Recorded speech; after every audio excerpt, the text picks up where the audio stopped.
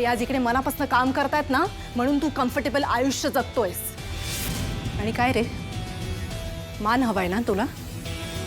मग स्वतःला प्रूव्ह कर, स्वतःची वेगळी ओळख निर्माण कर. आणि मग तू कितीही मोठ्या पदावर गेलास ना, तरीही कोणावरही हात उगारायचा तुला अधिकार नाहीये, एवढं लक्षात ठेव. कळतंय? माफी माग. मी ऑफकोर्स तू माफी माग त्यांची. नको मॅडम, आमच्यासारख्या छोट्या माणसाची माफी नको. दादा ऐका माझं, माझ्या ऑफिसमध्ये कोणीही छोटं नाहीये आणि कोणीही मोठं नाहीये. प्रत्येक माणूस या ऑफिसमध्ये प्रामाणिकपणे काम करतो आणि त्याला त्याचा रिस्पेक्ट मिळायलाच हवा. मी माझ्या ऑफिसमध्ये डिसरिस्पेक्ट सहन करणार नाहीये. कळतंय सगळ्यांना? माफी माग. Come on. इकडे वगैरे सॉरी. दादा, ह्याच्या वतीने मी सुद्धा तुमची माफी मागते. I am extremely sorry. तू मला माझं केबिन दाखव. तुझं केबिन नाहीये युवराज.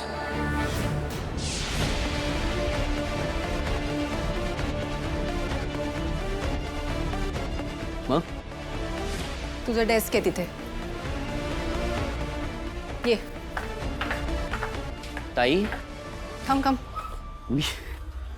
मी या सगळ्यांसमोर आता इथे. तू इंटर्न म्हणून जॉईन झालायस युवराज. तुझ्या आधी ज्या इंटर्ननी जॉईन केलं होतं ना, तू इथेच बसायचा. आणि त्यांनी इतकं छान काम केलं की त्याला प्रमोशन मिळालं डायरेक्ट हेड ऑफिसला. आणि मला खात्री आहे की तू सुद्धा खूप छान काम करशील. कामावर फोकस कर युवराज.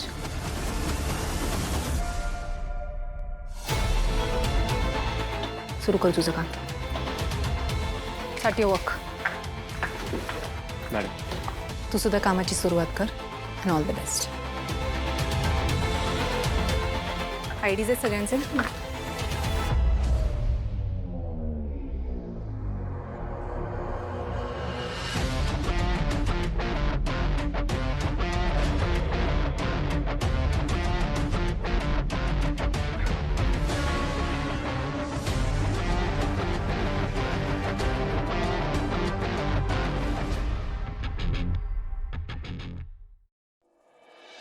आपली पहिली लीड आहे गुलाब, ज्याचं कनेक्शन आहे माझ्या आईच्या मृत्यूशी, ज्याचं कनेक्शन आहे JPC मेडिकल स्कॅमशी, ज्याच्याबद्दलची माहिती आहे MNN मध्ये. केदार, आपण इथपर्यंत आलोय, पण आपला इथून पुढचा प्रवास आणखीन अवघड असणार आहे. कारण हे कॉन्फिडेन्शियल डॉक्युमेंट्स आहेत. इतक्या सहजासहजी ते तुला MNN मध्ये सापडणार नाहीत. तुला खूप हुशारीने ते शोधावे लागणार आहेत. आणि एकदा का ते आपल्याला सापडले की JPC मेडिकल फॅक्टरीमध्ये काय घडलं होतं आणि का, या प्रश्नांची उत्तरं आपल्याला मिळतील. बरोबर बोलतीये बॉस. तू म्हणालीस तसं ते खरंच सोपं नाहीये. कौशिकी मॅडम, युवराज, स्टाफ हे सतत समोरच असतात. अलर्ट राहावं लागणार आहे तुला खूप. पण काहीही झालं तरी ते डॉक्युमेंट्स शोधावेच लागणार आहेत. उद्यापासून शोधाशोध सुरू. आणि हां, युवराजपासून सावध राहा. कारण आपण प्रत्येकच प्लॅनमध्ये सक्सेसफुल होतोय, त्याच्यामुळे त्याचा इगो हर्ट झालाय. काही गरज नाही आहे ही इंटर्नशिपची वगैरे नोकरी करायची. अरे काय गरज आहे तुला? सोडून दे, ताबडतोब सोडून दे. हे सगळे जण आहेत ना, ते सगळे जण हातमिळवणी करून बसले आहेत. ते तुझे बाबा, कौशिकी, केदार, तारिणी, सगळे. त्या कौशिकीनी मुद्दामून तुला ही डाऊन मार्केट पोस्ट दिली आहे, तुला तुझी जागा दाखवून देण्यासाठी. काही गरज नाहीये स्वतःच्या चॅनल मध्ये जाऊन नोकर म्हणून काम करण्याची. कळलं ना? ताबडतोब सोडून दे. तू घरात बसलास तरी चालेल. मला जावं लागेल मम्मा. अरे काय तुला का हौस आहे त्या कौशिकीकडून सतत अपमान करून घ्यायची? त्याची शिक्षा द्यायची आहे तिला. बस बस बस, तुझ्याशीच बोलतोय. काय तुला काय वाटतं का आपण 4-5 फाईल्सवर सह्या केल्या म्हणजे आपल्याला काय हक्क मिळाला कोणालाही काही बोलायचा? हा मला सांग, या घरात मला काय मिळालं? समोर कोणीच नाहीये, मग हा कोणाशी बोलतोय? घरामध्ये इन्सल्ट, ऑफिसमध्ये सगळ्या स्टाफ समोर इन्सल्ट, फक्त इन्सल्ट इन्सल्ट इन्सल्ट इन्सल्ट. दुसरं काय दिलं? आता खूप वेळा माफ केला, आता बदला घ्यावा लागेल. हं? तू मला त्या 1.5 दमडीच्या ऑफिस बॉयची माफी मागायला लावलीस ना सगळ्या स्टाफ समोर, तू पण सगळ्यांची माफी मागणार, माझी माफी मागणार, युवराज खांडेकरची माफी मागणार. त्या सगळ्यांसमोर शब्द आहे माझा. आता बस, आता बस, नंतर उठावं लागेल तुला. काय आमचं?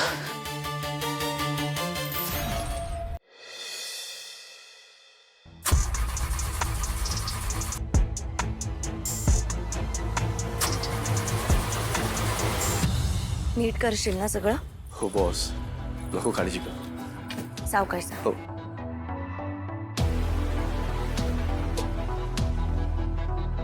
ओजी खांडेकरांची ओजी गाडी सुरू होत नाही वाटतं.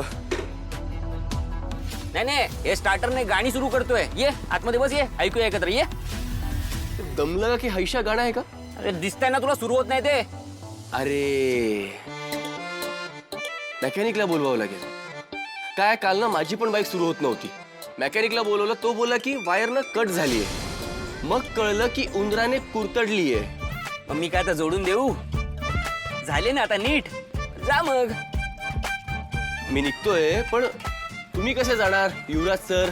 हेलिकॉप्टर मागवलाय, जाताना वर बघत जा, दिसेल तुला. हा त्याआधी ना माझी बाईक पोहोचवेल.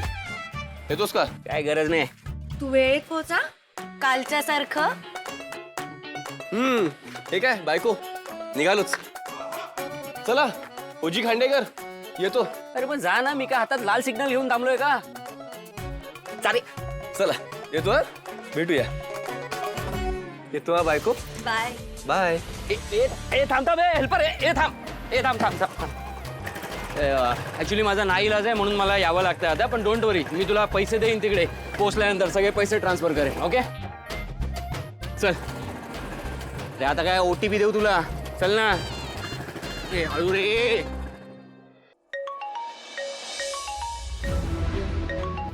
हा कमांडर.